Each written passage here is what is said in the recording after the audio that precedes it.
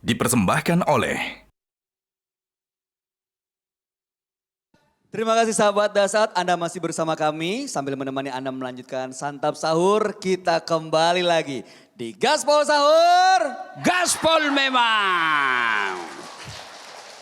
Mari kita lanjutkan Pak Ustadz. Ya, saya kagum sama ibu-ibu ini. Nggak ada lobetnya. Oh iya Masya dong. Allah. Namanya juga nyari Gaspol pahala. terus. Gaspol. Dia luapkan marahnya sama suaminya di sini. Ya kan, biar menikahnya jadi nilainya ibadah Pak Ustadz. Iya. Nah itu tadi bertanya, ada anak dan ini banyak. Ya. Laki-laki itu kalau sudah mapan, sudah merasa nyaman, memang malas menikah. Karena dia merasa untuk apa saya menikah? Ya, dia punya rumah, ada yang ngurusin.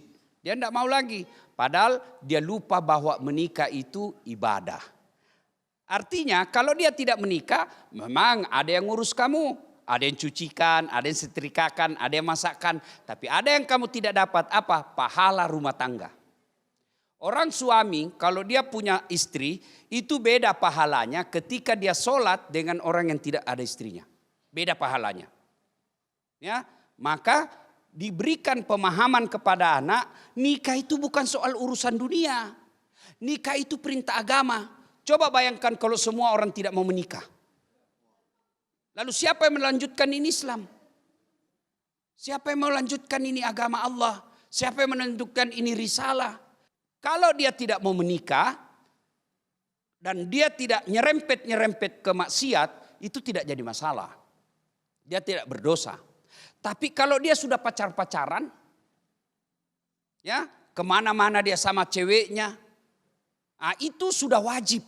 Artinya berdosa kalau dia tidak menikah. Kenapa? Karena dia sudah maksiat. Maka ada hukum nikah wajib, ada juga hukum nikah sunnah. Ada juga hukum wajib haram. Hukum nikah haram. Kapan? Ketika dia tidak mampu. Tidak mampu secara materi dan tidak mampu secara itu. Laki-laki ini tidak lemah syahwat, tidak senang perempuan. Itu malah haram dia menikah. Kenapa? Menyiksa perempuan.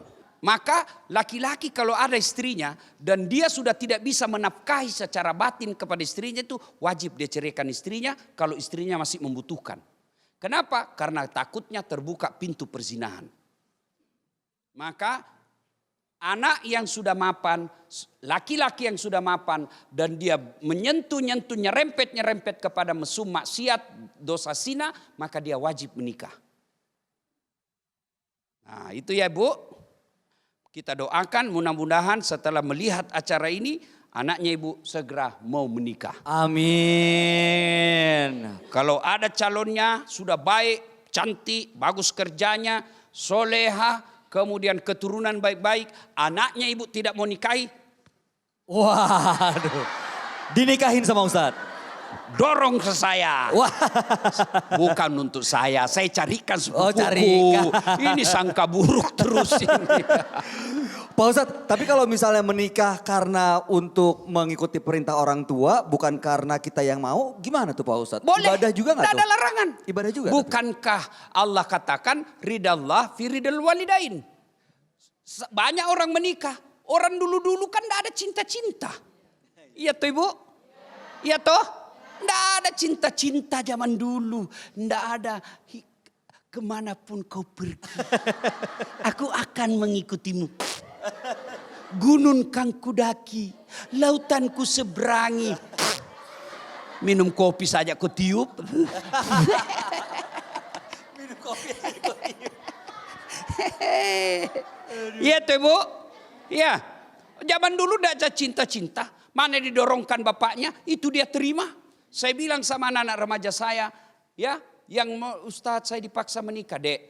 Kalau kau nikah karena kau mencari ridha orang tuamu supaya orang tuamu bahagia dan itu calonnya dia baik, kau menikah insya Allah Allah bahagiakan kau rumah tanggamu. Oh dalam aku itu cinta-cinta. Maka aku itu cintanu. 4 tahun pacaran baru 1 tahun menikah cerai. Kenapa? Selama pacaran saling baku bongkar. Selama pacaran saling maku-maki. Jadi tidak ada lagi penghormatan. Kenapa banyak rumah tangga sekarang suami istri tidak saling menghormati? Karena terlalu lama pacaran. Kan orang kalau pacaran kan saling berkhianat lah. menipulah, membohonglah. Akhirnya dia saling memaki. Namanya tidak ada ikatan, tidak ada saling menghormati. Masih seumuran, baku maki-makilah dia. Bertahun-tahun itu menikah, dibawalah kebiasaan saling memaki itu dalam rumah tangganya. Kalau tidak kenal, kan sama-sama kita jaga. Ya, adakah orang menikah tidak pacaran? Banyak. Mana? Saya menikah sama istri saya tidak kenal, tidak pernah lihat fotonya, tidak baku tahu. Ya, begitu saya sudah ijab kabul, mertuanya bilang silakan. Apa si Karawa, orang bilang begitu. Dia bilang mau apa si Karawa, saya bilang jangan pintar jak si Karawa. Masuk. Mudah-mudahan cantik istriku, Oh begitu saya lihat. Loh enggak ada kalah cantik di dunia. Wah alhamdulillah. Nah protes ke adekku, dia bilang istriku lebih cantik, urusanmu. Urusanku istriku. Ya toh? Justru orang yang pacaran itu nyerempet kepada maksiat. Ya, jadi kalau ibu baiknya, kalau enggak, nah ini ada calonku, ini begini, nikah kok. Memang harus dipaksa kadang-kala kalau ada laki-laki seperti itu. Oke Bu, jelas? Jelas ya. Jelas ya? Alhamdulillah. Alhamdulillah. Nah ini Ustadz kadang-kadang kalau misalnya di bulan puasa kan kita akan segera Idul Fitri kumpul bareng sama keluarga. Itu suka ada tuh pertanyaan kapan menikah gitu ya. Bukannya saya ditanya. Jangan, kok Ustadz yang ditanya. Nah Pak Ustadz untuk menutup episode hari ini pembahasan kita bagaimana supaya menikah itu menjadi ibadah yang sempurna. Mohon petuahnya buat kita semua sekaligus menutup ya Ustadz. Salah satu ibadah yang kita alami sampai akhir hayat adalah ibadah berumah tangga. Ibu haji paling sekali setahun. Puasa Ramadan sekali setahun. Tapi nikah rumah tangga, ibadah rumah tangga sampai akhir hayat. Maka ibadah yang paling panjang dan tiap hari kita rasakan adalah ibadah berumah tangga. Dan rumah tangga itu diawali dengan akad nikah. Akad nikah ini berumah tangganya akan sukses kalau pada saat dia memilih jodoh, dia pertimbangkan utamanya adalah agama. Nabiullah Muhammad SAW berwasiat dan memberikan pesan, nikahilah seorang wanita karena kecantikannya. Karena keturunannya, karena kekayaannya, dan karena agamanya. Tapi utamakan agamanya kata Nabi, karena dengan agama kau akan mendapat semuanya. Ada orang cantik tapi dia miskin. Ada lagi dia kaya tapi akhlaknya kesurupan. Iya toh?